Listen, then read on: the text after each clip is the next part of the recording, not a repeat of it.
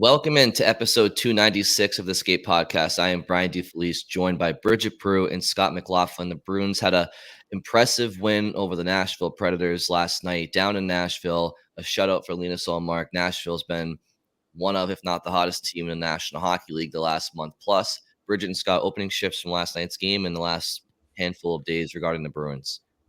Yeah, well, I'll start it right there with Ullmark, who was excellent in this game, picks up his second shutout of the season, stopped all 32 shots he faced, 15 of them in the third period alone, had a couple, I think really like 10 bell saves when the game was still 0-0, point blank on Ryan O'Reilly, glove save on Roman Josi, coming down into the right circle, which came after a D-zone miscommunication.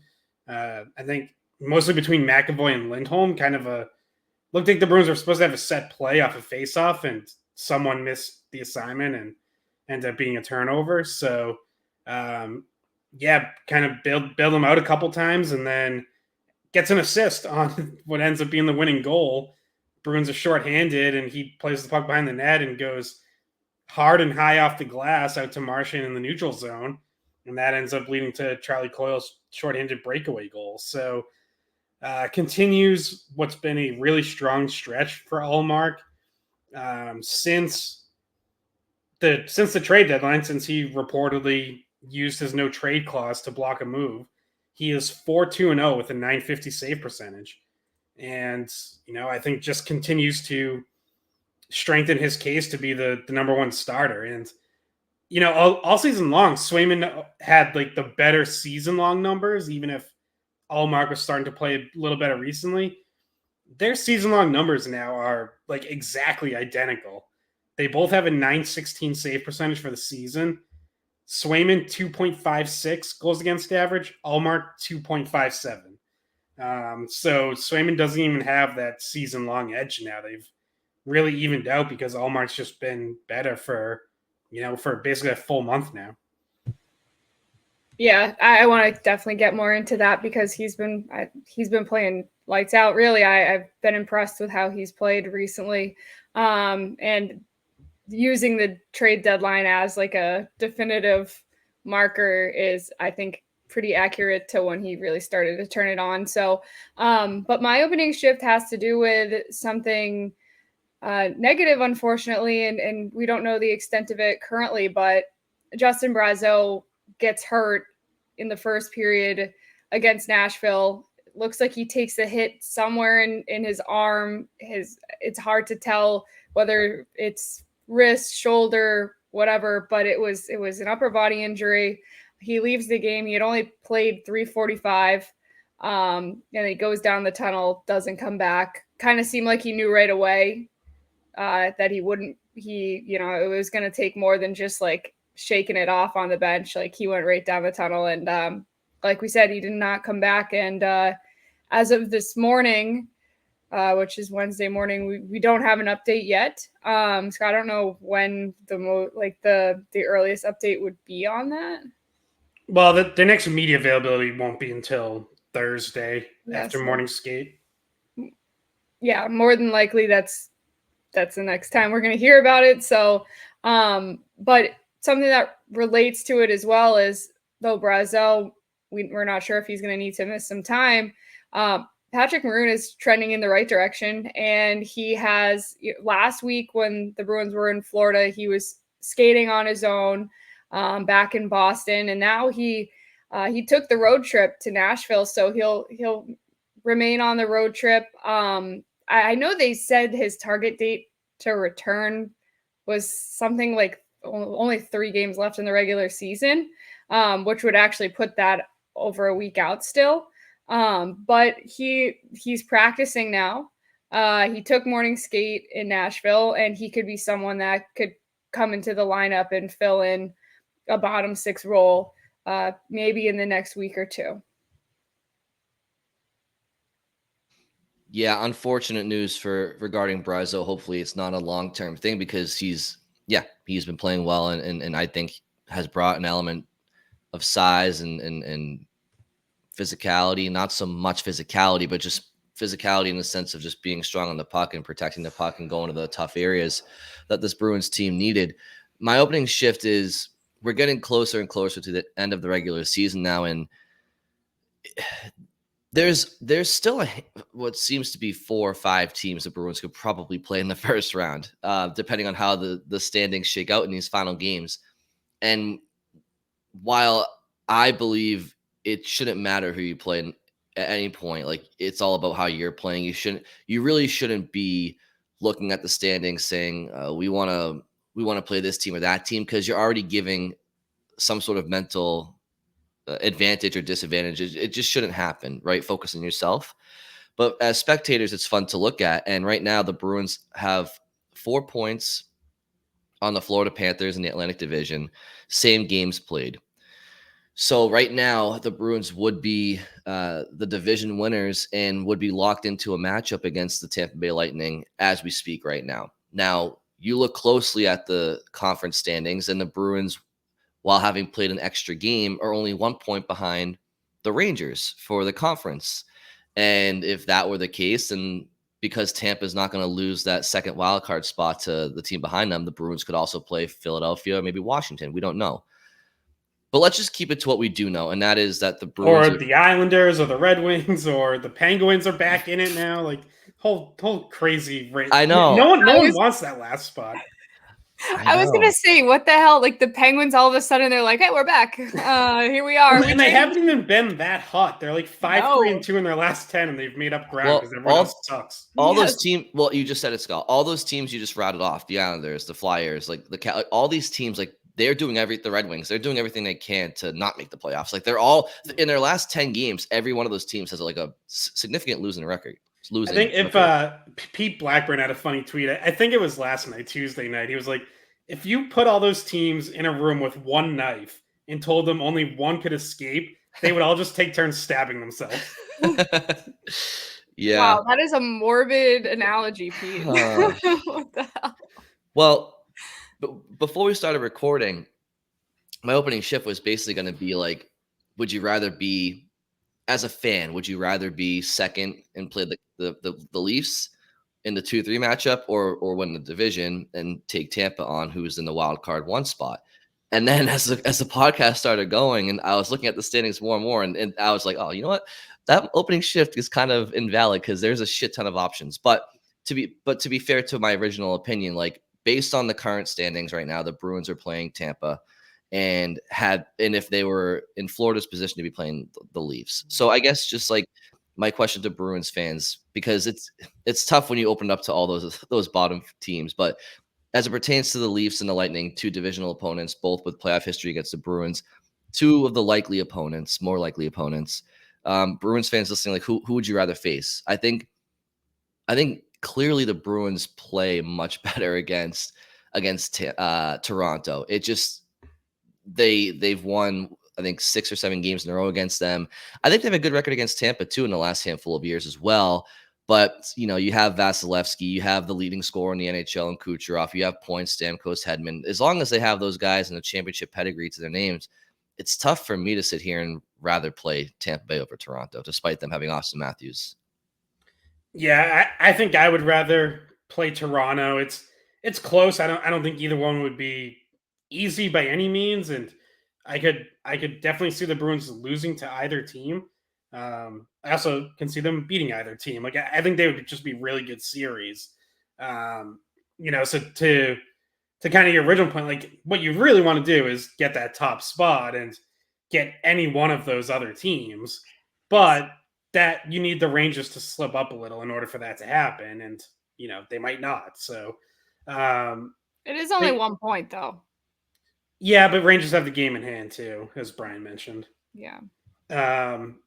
But yeah, I think I would rather face Toronto just because they do still have the questions in terms of defense and goaltending. And when you look at Tampa, so like I kind of this morning, this actually ended up being very beneficial. We had to delay our recording time by an hour, and I used that to dive into a bunch of different stats on teams. And I won't bore people with all the numbers and percentiles and all that, but when you look at like statistical profiles of all these teams, if you didn't know the name, the one thing you would highlight for Tampa is like, oh, that's where they're well below league average. Oddly enough, would be goaltending. They are 28th in the NHL in save percentage this year. If you remember, they started the year without Vasilevsky for 2 months. They got very poor goaltending during that stretch. And then Vasilevsky himself only has a 900 save percentage this year. So as a team, they are way down there. But knowing that their goalie is Andrei Vasilevsky, I am not betting against that in the playoffs. Like, I'm not going to sit here and be like, oh, goaltending is a weakness, advantage Bruins. I mean, maybe it plays out that way, but dude, like that's Andrei Vasilevsky. I'm not betting against that guy. Did you just call us dude? Yep. Remember when Charlie McAvoy called you dude and that was like the coolest day of your life? Was it dude or bro? It might have been bro. Yeah, I forget. It was one of those, but yeah. He's like, yeah, bro. Scott's like, that's right. Yeah, so in terms of the matchup, kind of shocking, yeah, when you say it like that about the goaltending, Scott. But Vasilevsky it's so you know how they called, well, at least when he was with Pittsburgh, they called Marc-Andre Fleury Flower because he blooms in the springtime. That's like Andrei Vasilevsky. Like, he can play his best hockey down the stretch when it's important, and he could turn it on at any time. So yeah, that is kind of surprising, though. I agree. I still would put Toronto as more of a disadvantage in net than Tampa for sure. And I'm with you guys that the matchup itself always seems to work out better with Toronto. And I think the Bruins play very confidently against Toronto. I think that they know that they have the scouting report on them, and that they can handle them, and that they have in the past. It seems like they come out without the nerves, without the pressure against Toronto for whatever reason. So that would be the preferred matchup. But as of right now, like you mentioned, Brian, it looks like Florida Toronto is the most likely series there for 2-3. Because the Florida is now, like you mentioned, 4 points behind the Bruins. We're running out of time. There's still time for that to change, but not a whole lot of it. And it just seems like 4 points might be too much to make up at this point in time, because if the Bruins keep playing the way that they can, and Florida had a really ugly game against the Habs last night. So I mean, they were not playing great hockey, and we've talked about how sometimes Florida has those kind of games too, not just Boston, other teams do.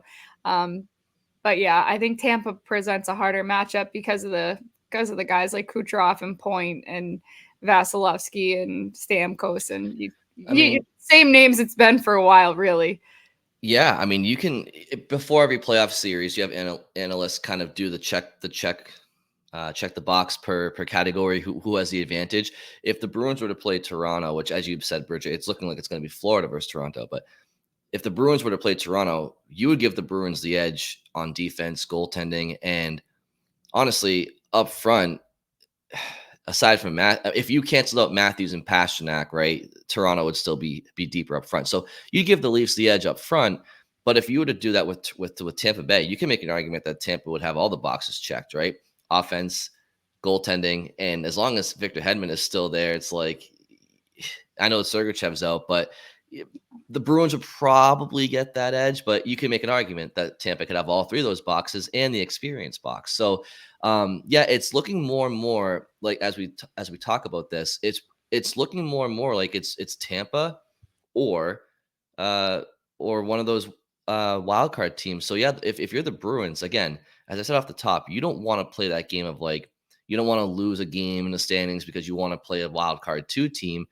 But as fans, we can speculate. You want the Bruins to win that conference and get that whatever that wild card 2 is, because Tampa Bay is not losing that first wild card spot.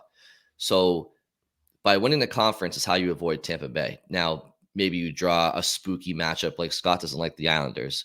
Sure. I mean, but other people have said Detroit. Detroit, yeah.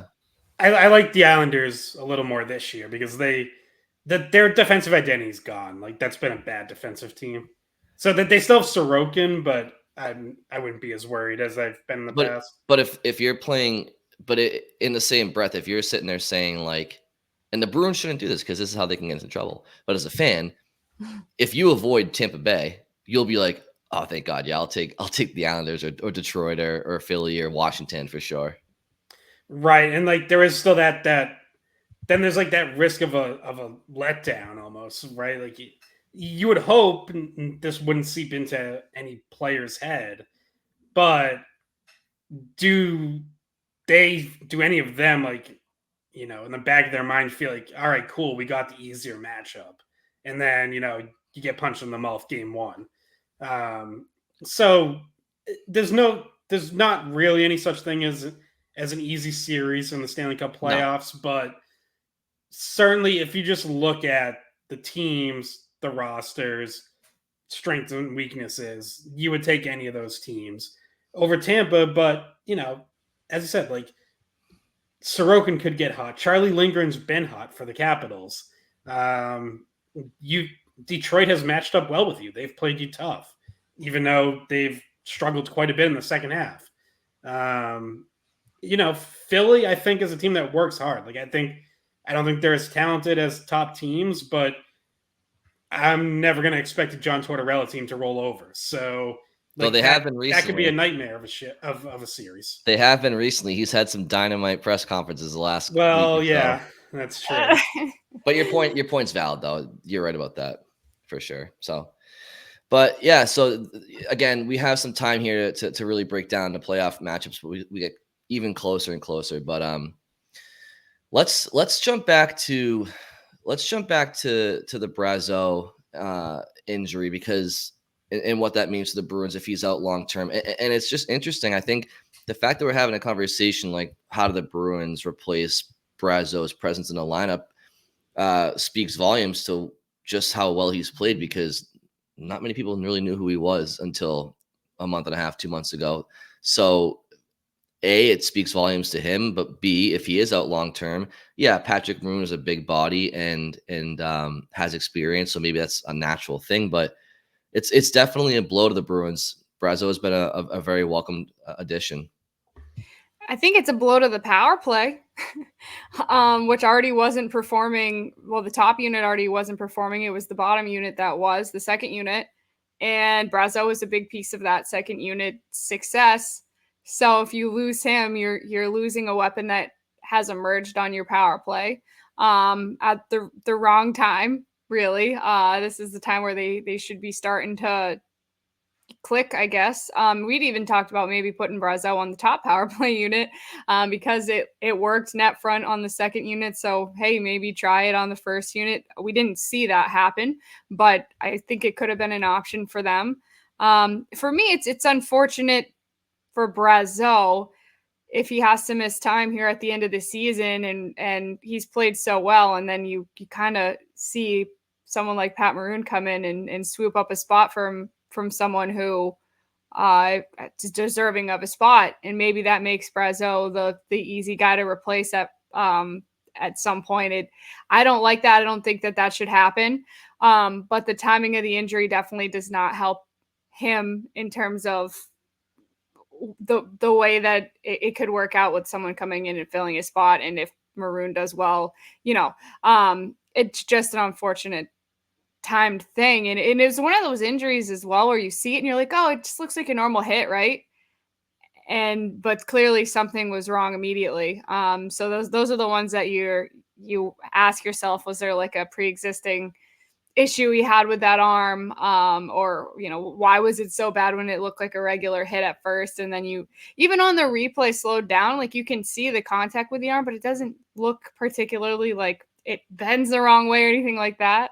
It looked like, and this is just kind of guessing because, like you said, like you're just kind of looking at the replay looking for something. I did think his wrist jammed pretty good. It's like I wonder if it was the wrist.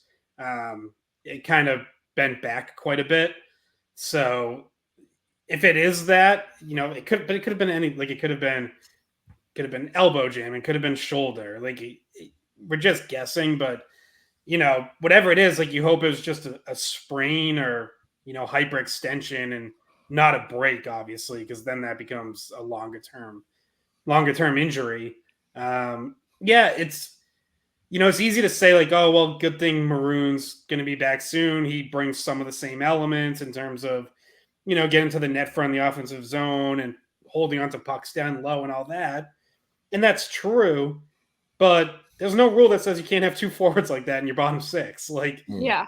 they both could have played, whether on the same line or in two different lines. Like we've already seen Brazeau get a couple chances on the third line. I thought he looked pretty good there Saturday night playing with Geeky and DeBrusque was the line for that game.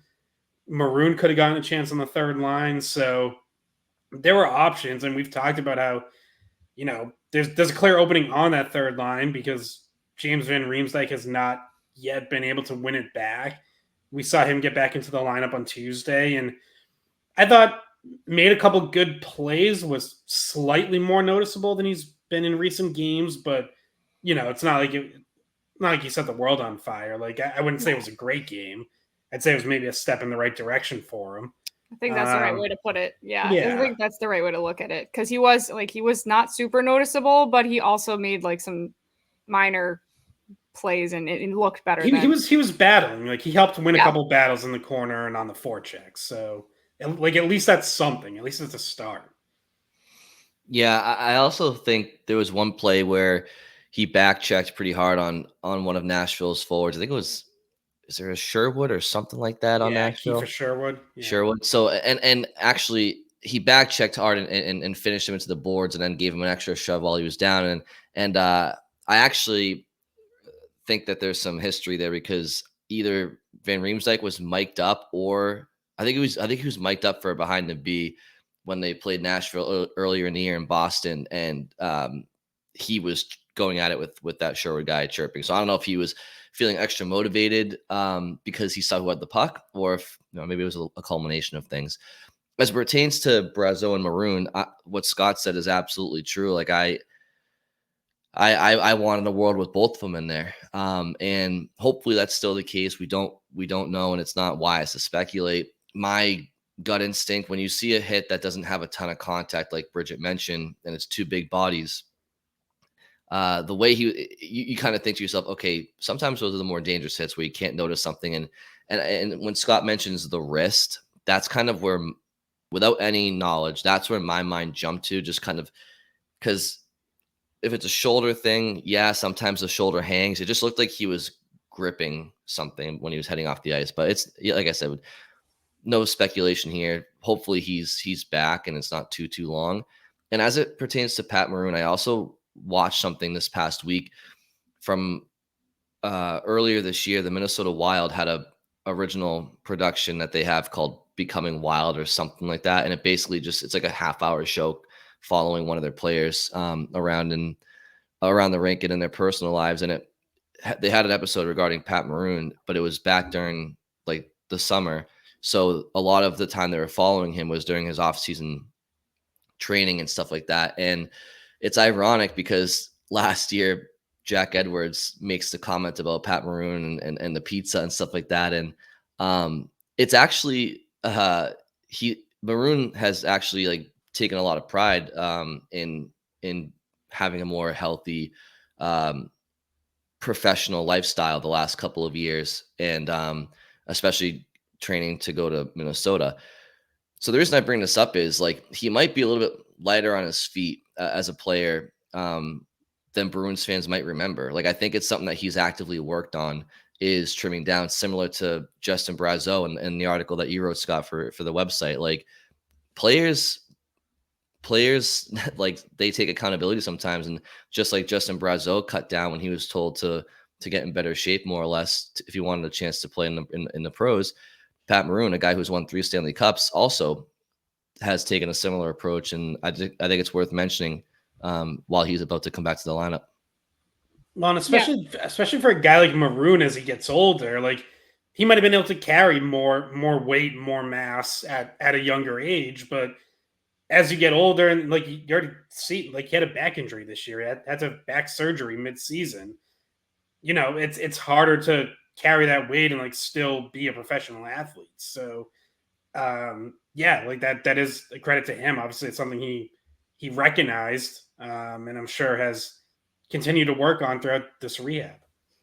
Yeah, and obviously around the team, around the league, there's trainers and there's doctors, and everybody's helping you get back to speed as quick as possible and giving you advice on what the best ways to optimize your performance. And in this case, in a lot of people's cases, it's to get leaner, in terms of cut the body fat down, put muscle on. But for him, when I talked to him the other day, he did look leaner than what Bruins fans probably are thinking of when you're thinking back to playing him in the playoffs, any of the past matchups that pre-pandemic and whatnot.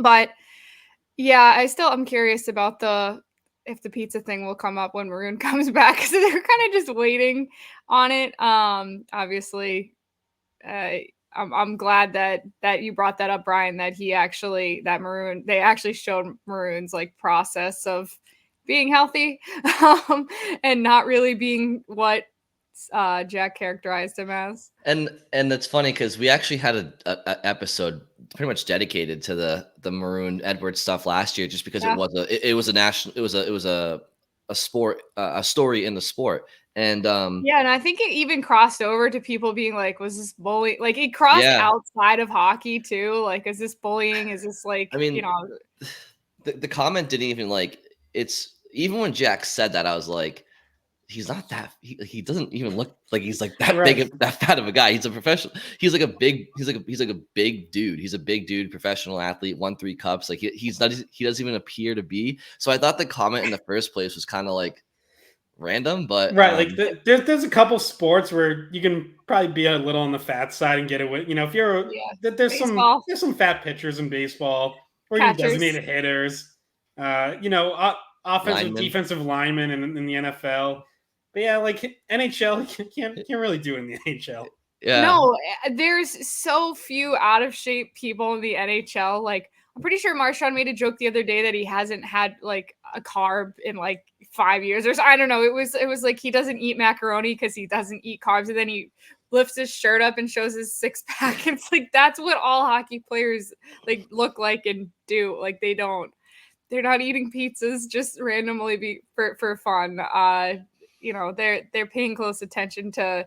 I mean, even I don't really eat that much pizza because I want to be healthy. Like people just, I don't know. It was a dumb comment. It's how much carbs are in popcorn? They're mostly carbs, honestly.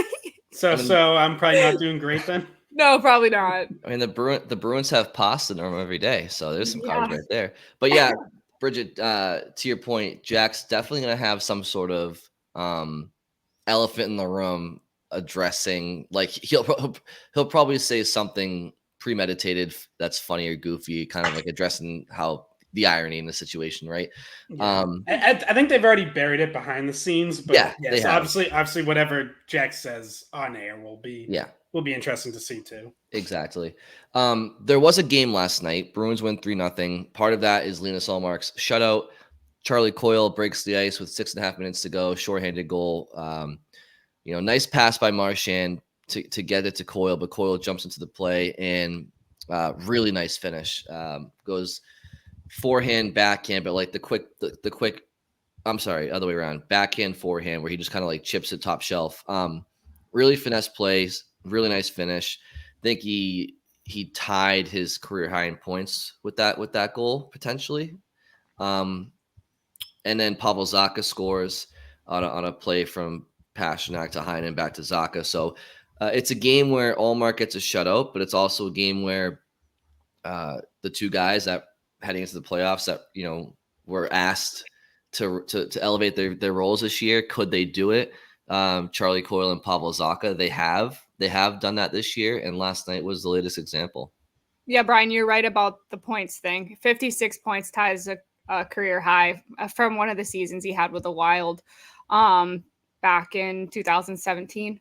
So, and his other numbers are better than, like, his plus minus is way better than it was that year. Obviously, he's a different player now than he was then. But yeah, and he's the kind of the guy you hope springs on that breakaway, because we know how good he is in the shootout and on breakaways. And it starts with the pass from Ullmark. And I don't know what you guys think of this. I want to ask Razor next Sunday skate about, like, in terms of how important is it to have, or not how important is it, but like how much of a luxury is it to have a goalie that can, like, start plays like that, like understand, like, okay, I have, like, see the opening to do it, make the play up the wall, and start transition. And this situation, it caught Nashville by surprise. And obviously that was a huge turning point in the game. So you look back to it and you're like, okay, if he doesn't do that, when did the Bruins get that break? So I don't know what you guys think of Ullmark's play, like seeing that, like, in his mind that this could be an option and going for it. Yeah, I think Ullmark is usually pretty good at playing the puck, and he is kind of aggressive with it, and you do see at times that backfires a little bit. Obviously, one very notable one in the playoffs last year. But even this game, he had one earlier in the game where he kind of moved the puck into a bad area, or maybe just like kind of caught his defenseman by surprise a little. But yeah, it's a luxury, but there's also that trade-off of, okay, if you're going to let your goalie play the puck because 90% of the time he does the right thing, he's also going to be, he's probably going to make more mistakes than a goalie who is just very conservative and very safe with the puck. So, I think with Ullmark, the positives outweigh the negatives there.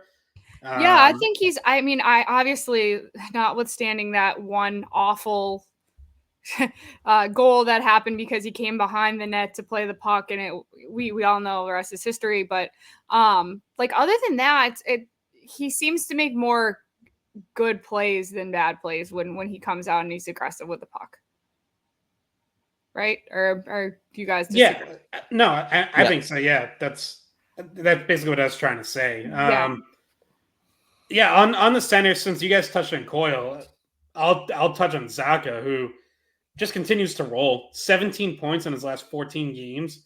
And that line with him, Pastrnak, and Heinen continues to be really good. And like, huge credit to Pasta on that Zacha goal that I'm sure you're about to talk about. Yeah. I mean, Pasta makes the steal, transitions, like, uses his body, shields the puck, goes behind the net, pops it out to Heinen. And Heinen had a great pass too.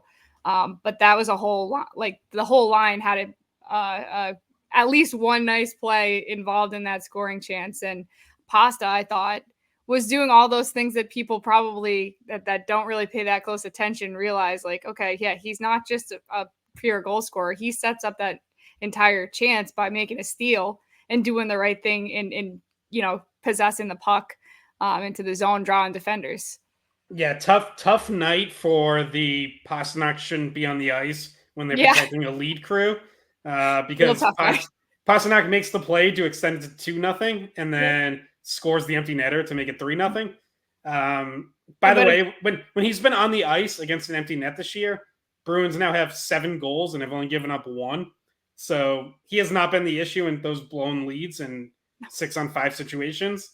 We'll also, no matter how much some people would like for that to be the case. And not to derail you, Scott, but like to those people, like, and I understand Pasternak's not like, Bergeron, but it's like, okay, who do you want defending the lead on the Bruins for forwards, like DeBrusk or Lauko? Like who do you guys want? Like, who, you know what I mean? It's like they say that it's like it's not like this, it's not like Pasternak's all offense and there's a bunch of defensive guys on the bench. Like, who on the Bruins bench, like, should be out there besides, like, their top players?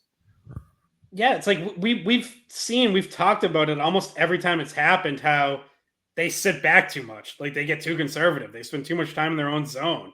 And like, I know I've felt, I think you guys have felt, I know Razor's been on the boat, on the wagon of, like, you got to take some, like, you got to be more aggressive. You got to get out. You got to take some shots at the empty net. And it's like, yeah, that's what Pastrnak does. Yeah, like, he is not a passive, like he's not a defense, like he's not playing a defensive style. So you put him out there, he's going to be aggressive. And well, what Razor keeps saying and that what's his philosophy about who you should have on the ice during a 6-on-5 is basically the higher the payroll, the more likely they should be out there in that situation. We're talking about your Pasternaks, your McAvoys, like basically your best players who can finish games should be out there. And Pastrnak is usually his main example. He also like has situational awareness, Pastrnak, right? Like he when over the course of 5-on-5 play during the game, like yeah, you might see him, try to do some cross ice pass or some sort of low percentage pass that he probably is the only one that can pull off, but it doesn't work out, right? He's not doing that when the goalie's pulled. Like he knows to simplify it and just like get it out at all costs. Like he does make that adjustment as well. It's not like he's a player that just only has one mode. right. Yeah, for sure. So that's by the way, that line, I meant Pastrnak-Zacha-Heinen, Bruins have now outscored opponents 12-4 with them on the ice at 5-on-5. So people can keep saying like, oh, Danton Heinen probably shouldn't be in the top 6 or whatever, but it's all about how a line clicks. And like right now that line's clicking and Heinen is playing very good supporting role there. Zacha's obviously found his offensive game. Pastrnak just keeps rolling. So, I know Montgomery switched up for a game. He wanted to load up Pastrnak and Marchand together with Zacha. And that's fine for, a game or stretch of a game here and there. Like, I'm not saying you never go away from these lines for anything, but Heinen, Zacha, Pastrnak is working. I think part of that too is it's easy to on paper sit there and be like, I want 3 top line players on my top line, and I want 6 top 6 players in my top 6, right? It makes sense why one would want that, but sometimes, not all the time, sometimes you have a combination where you have all the talent in the world on a line, too much talent to go around, because each player wants to do their thing and they all have their skill sets that makes them who they are. And sometimes there's too many chefs in the kitchen, where sometimes we have an all-world player in Pastrnak, a top 6 player in Zacha, but then somebody who pure talent-wise is more of a middle 6 guy than a top 6 guy in Heinen. Sometimes they complement the star players better if they just know their role, and sometimes it makes for a more effective line, and I think that's what you're kind of seeing with Heinen right now. He's playing simple, he's playing defensively aware, and he's definitely a good enough skater to keep up with Pastrnak. So yeah, it's working, definitely. He's complementary to those two guys because he is smart defensively, does play well in the neutral zone, can make those passes, and when you're making a pass to Pastrnak, he's finishing more often than other guys are, but Heinen can make those plays, and the best way to look at it is that his skill set is complementary, not necessarily that it complements those two best, rather than him being the next best player to play with them. It complements them the best, and I think we've seen that. Mm-hmm. Yeah, and it's probably something that'll work. He thinks the game at the same speed as them. He knows where they are on the ice. He knows his role. Like you said, he's not the one standing on the dot, like calling for the puck to get a one-timer off. Like he knows that's not what his role is on that line. Huge props to Don Sweeney. I mean, you look at Heinen, you look at Brazeau, you look at Wotherspoon, Peeke, and I'm just rattling off a couple of names, so I'm definitely missing some. But Boquist and Beecher, like all these guys, they're Don Sweeney acquisitions and draft picks, and oftentimes at really good value. So I mean, to have Danton Heinen, who wasn't on the opening night roster, was a professional tryout, be on your top line right now. First of all, it speaks to the player for his professionalism, but also it speaks to Don Sweeney, like knowing, yeah, we're losing Krejci, Bergeron, Hall, Bertuzzi, go down the list, Foligno, like all these guys. He had to go out and get creative. And well, this is a Montgomery move too. Sure. Like this is Montgomery saying, hey, like I liked this kid when he played for me at Denver. I trust him. Like he even mentioned he's played him at defense a few times because he just trusted him like his whole all around 200-foot game. So that I feel like that's a collaboration right there where Montgomery says, hey, this guy's available. Or maybe Sweeney says, hey, what do you think of him? And they both just have a conversation about how he could be a good fit. Yeah, for sure. Like, I definitely think that connection with Montgomery has helped. I think if you're Heinen, like maybe, confidence might be down as you go through the summer and there's no deal there, but you end up with a coach that has confidence in you. Like I'm sure that helps too. So definitely been just a home run for everyone. And now obviously the question is, do they sign him to an extension? Because I think that's definitely on the table. And it probably doesn't have to get done now. It's something you can visit after the season. But it certainly seems like, the money, if it's relatively cheap, like why wouldn't you? Yeah, he's earned it. I mean, I think you have between JVR, Geeky, and Heinen alone, not even including Boquist or Beecher or Patra earlier in the year, like just those three guys, JVR, Geeky, and Heinen. I think you're close to 100 points combined. That's bargain shopping. I don't know if you guys want to do the quick math, but overall it's 38 points, 37 points, 32 points. So it's just, yeah, I mean, Sweeney's done a great job with what he's had this year to go out and complement this roster. So we have about 5 minutes left, guys, at the most. Any final talking points we wanted to get to quickly? I thought we wanted to do like defense. Laura got back in. Yeah, worth touching on quick. Some thoughts on Peeke as well. Scott, you want to start? Well, Scott hates Peeke. No, I'm just kidding. I'm joking. Joking. So I want to make my feelings on Peeke very clear. I think he's been really solid overall. Definitely looks like a different player than he was in Columbus. I think he's just playing more confident. He's in a better situation, probably getting better coaching, and has been rock solid. Has made the plays defensively. Has mostly kept things simple. In the last podcast, I mentioned that the one thing I didn't like was sometimes he circles back a little too much and goes backwards when I think just going forward would be the better play. And I thought there was a play last night where he and Shattenkirk both kind of messed up a little bit, and it turned what should have been an easy possession and breakout into a little bit of trouble in defensive zone time. And Shattenkirk didn't make a great pass to Peeke in the first place. Peeke then tried to go backwards when he probably should have gone forwards. Shattenkirk rims it to no one, and next thing you know, the Predators, who had been changing out their line during this whole time that Peeke and Shattenkirk are kind of fumbling the puck around, end up with an offensive zone possession out of it.